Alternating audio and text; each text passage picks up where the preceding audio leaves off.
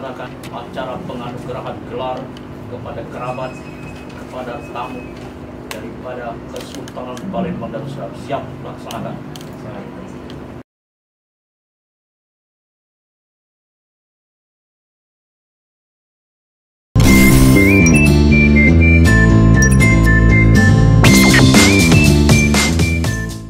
Assalamualaikum warahmatullahi wabarakatuh. Masih bersama saya Trisno Rusli dalam programnya Podcast Cukup Pedas.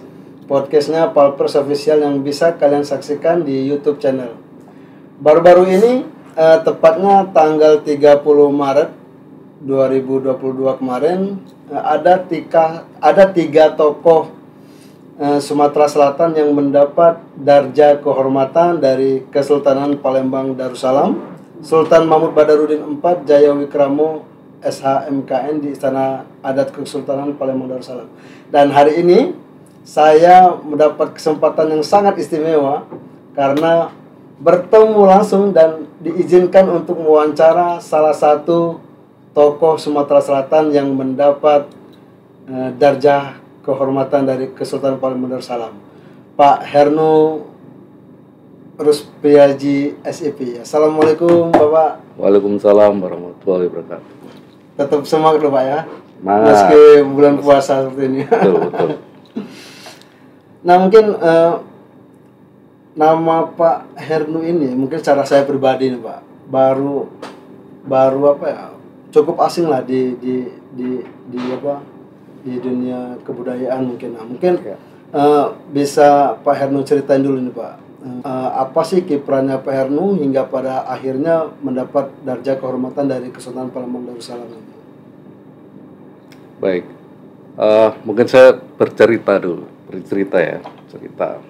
Jadi saya mengawali di Palembang ini karena penugasan dari perusahaan akhir 2009. Kemudian suatu saat saya jalan-jalan seperti sebagaimana orang luar Palembang kalau datang ke Palembang, mana yang dituju pertama pasti wisatanya adalah Jembatan Ampera, Benteng Kutha Besar, seperti itu ya. Tapi suatu hari ada seorang ustadz mengajak saya, yuk ziarah.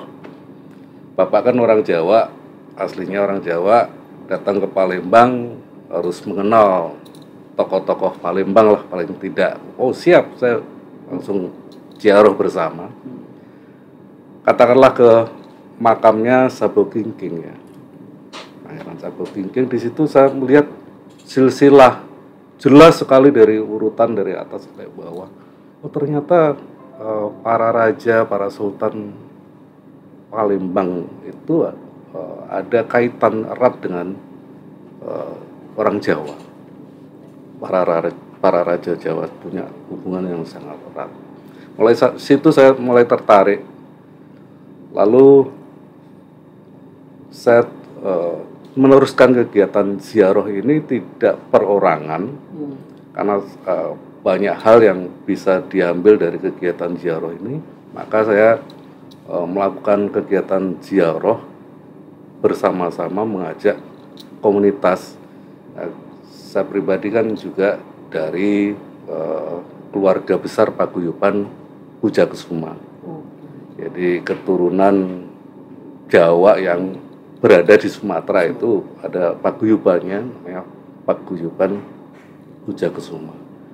Atas nama Paguyuban Pujakesuma, saya mengajak pihak Kesultanan Palembang Darussalam untuk kolaborasi kegiatan bersama ziarah ke makam-makam raja maupun sultan di Palembang. Mulainya dari situ.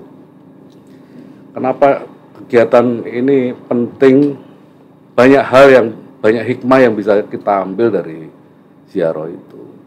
Jadi dari ziarah ke makam-makam para raja ini, pertama dari sisi fisik itu bisa kita pelajari. Oh, makam para raja zaman dulu itu antara kurun waktu sekian sampai sekian seperti ini. Dari sisi fisik, kurun waktu sekian sampai sekian, oh masih ada yang candi juga misalnya. kita bisa menggambarkan masa-masa Betul. itu, Pak. Dari sisi fisik kita juga tahu bahwa ternyata makam-makam raja di Palembang ini cukup memprihatinkan. Tidak seperti makam-makam para raja di Pulau Jawa. Di sini saya lihat masyarakat juga kurang perhatian ya, bahkan tanda petik abai terhadap tokoh-tokoh yang sangat berpengaruh di daerahnya. Misalnya salah satu contoh adalah makamnya Aryo Damar atau disebut juga Aryo Dila. Itu kan tokoh besar. Itu yang sangat memprihatinkan dibanding makam-makam yang lain. Nah, mungkin sebelum melanjut ke pendalaman sejarah tadi, nah kan ya seperti yang pemirsa cukup pedas pahami, ketahui bahwa Pak Harno ini Direktur PT CNG yang mengurusi gas alam, Pak ya, gas alam ke rumah tangga. Nah, kemudian memiliki hobi nih, Pak, memiliki hobi ziarah untuk mendalami makam-makam Kesultanan Palembang Darussalam pada saat itu. Nah, apa sih Pak yang menjadi motivasi Bapak nih Pak hingga menggerakkan komunitas Puja Kusuma, kemudian menggandeng Kesultanan Palembang Darussalam agar ayo kita melihat kembali makam-makam raja di Palembang ini. Apa yang menjadi motivasi? Ya, budaya itu bisa dipilah menjadi dua. Kebudayaan itu ada dua kelompok besar yang secara fisik dan non fisik. Nah, makam-makam itu juga termasuk warisan budaya, dan dari makam-makam di situ kita bisa banyak belajar, banyak hal yang kita bisa pelajari dari ziarah itu. Selain mendoakan orang atau tokoh yang dimakamkan, tapi kita juga bisa belajar tadi dari fisiknya, bentuk fisiknya, kemudian belajar dari riwayat hidup tokoh yang dimakamkan. Jadi kegiatan kami dengan Kesultanan ziarah itu tidak hanya ziarah saja, selain ziarah berdoa, juga ada kegiatan diskusi di lokasi tersebut. Gitu. Jadi diskusi bagaimana fisiknya, perlu kalau memprihatinkan perlu dipugar atau tidak, kira-kira kalau dipugar seperti apa misalnya. Lalu kita belajar tokoh yang dimakamkan itu, ternyata banyak pelajaran yang kita bisa ambil. Ini kalau dibukukan bisa menjadi bahan pembelajaran bagi generasi berikutnya gitu. Karena ya bangsa yang besar itu jangan sampai bangsa yang tidak melupakan sejarahnya gitu. Jadi gitu. Oh, berarti bisa dikatakan Pak Harno ini sebagai penggerak, Pak ya, penggerak mungkin komunitas untuk melestarikan budaya, melihat dari sejarah di makam tadi. Ya, sekaligus juga mengajak masyarakat luas bahwasanya ini loh makam, banyak pelajaran yang bisa diambil dari makam itu. Misalnya hikmah, misalnya Aryo Damar. Iya. Setelah Sriwijaya runtuh, Palembang ini tanpa pimpinan waktu itu. Lalu ketika menjadi bagian dari Majapahit, maka diutuslah Aryo Damar atau Aryo Dila ini menjadi bupati di Palembang. Tapi kedudukan Aryo Damar ternyata di Palembang itu bukan sebagai tanda petik penjajah, ternyata hanya perwakilan saja dari Majapahit untuk katakanlah tanda petik memimpin Palembang yang seperti sepeninggalan Sriwijaya, katakanlah porak-poranda. Palembang justru dikuasai para perompak. Ya. Nah, dengan kehadiran Aryo Damar lalu menyusun pemerintahan lagi, dan dalam menyusun pemerintahan di Palembang, beliau ternyata malah bekerja sama dengan tokoh setempat. Misalnya Demang Lebar Daun, dia kolaborasi dengan Demang Lebar Daun untuk katakanlah membenahi lagi Palembang yang porak-poranda. Dan dalam masa berikutnya ternyata Aryo Damar inilah yang membesarkan Raden Patah, yang kemudian Raden Patah menjadi Sultan pertama atau Raja pertama di Kesultanan yang Islam di Pulau Jawa, kerajaan Islam yang pertama di Jawa. Lalu ternyata dalam masa-masa berikutnya keturunan Raden Patah ini kembali ke Palembang dan mendirikan Kesultanan Palembang, kemudian di bawah Sri Sunan atau Sultan Abdurrahman menjadi Kesultanan Palembang Darussalam. Nah, di sini mungkin bisa aku sederhanain Pak. Jadi cikal bakal pertalian antara Jawa dengan Sumatera itu berawal dari Aryo Damar tadi. Ya, betul ketika itu, Pak? Waktu runtuhnya tadi kan. Ya, ketika Palembang, Sumatera pada umumnya juga bagian dari wilayah Majapahit. Dan pada saat itu melihat makamnya seperti apa, Pak? Memprihatinkan. Kalau kita bandingkan di Jawa sungguh megah dan pasti ramai dikunjungi masyarakat. Kalau di sini misalnya contohnya makam Aryo Damar di samping kandang ayam, Masya Allah, luar biasa memprihatinkannya. Dari situlah maka ya ada tadi kegiatan ziarah bersama, diskusi tentang fisiknya seperti apa, kalau perlu dibuka atau tidak.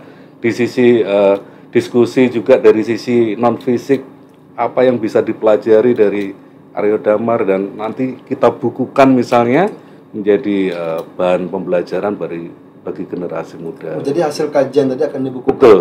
Proses sudah seperti apa nih, Pak? Sudah disusun, mulai disusun oleh pihak kesultanan. Dan kalau proses misalnya memperbaiki makam pemugaran itu seluruh pihak harus terlibat di situ, dan kami memang memiliki niatan untuk memugar makam-makam para raja dan sultan di Palembang ini yang katakanlah tanda petik kurang layak gitu. Sehingga kalau kita pugar kemudian sejarah tokoh-tokoh yang dimakamkan itu jelas, ini nanti kita kembangkan, bisa kerjasama dengan pemerintah kota dan pihak-pihak terkait. Ini makam-makam para raja ini menjadi destinasi wisata religi gitu. Kalau di Jawa ini udah luar biasa. Kalau di sini kan belum. Berarti endingnya kita udah tahu nih, Pak. Yang pertama itu yang pasti sudah dibukukan. Ya.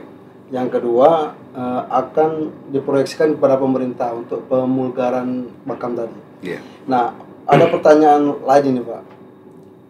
Pekerjaan Bapak kan sebagai direktur PT CNG, dan pada suatu waktu akan berpindah-pindah lagi nih, Pak. Betul tidak? Nah, seandainya ini sudah terlaksana kemudian Bapak pindah, nah mungkin apakah ini menurut Bapak merupakan pekerjaan yang sia-sia? Kalau dari sisi karir saya mungkin sudah di sinilah, nggak pindah-pindah lagi. Kalaupun harus membuka cabang di sini menjadi kantor pusat kan begitu, jadi nggak perlu pindah. Begitu. Tapi prinsip hidup saya bahwasanya dimanapun saya berada itu harus bermanfaat bagi masyarakat gitu kan, bermanfaat bagi orang lain. Jadi mungkin cukup aneh pimpinan seorang pimpinan perusahaan gas kok menggeluti atau memiliki perhatian kepada kebudayaan ya, karena selain sebagai pekerjaannya memimpin sebuah perusahaan, tapi kan dalam kegiatan sosial kemasyarakatan saya orang Jawa, pengurus juga paguyuban keluarga besar Mujakusuma tadi, sehingga dan saya juga dari kecil memang agak suka terhadap sejarah dan budaya, maka ke situ juga larinya.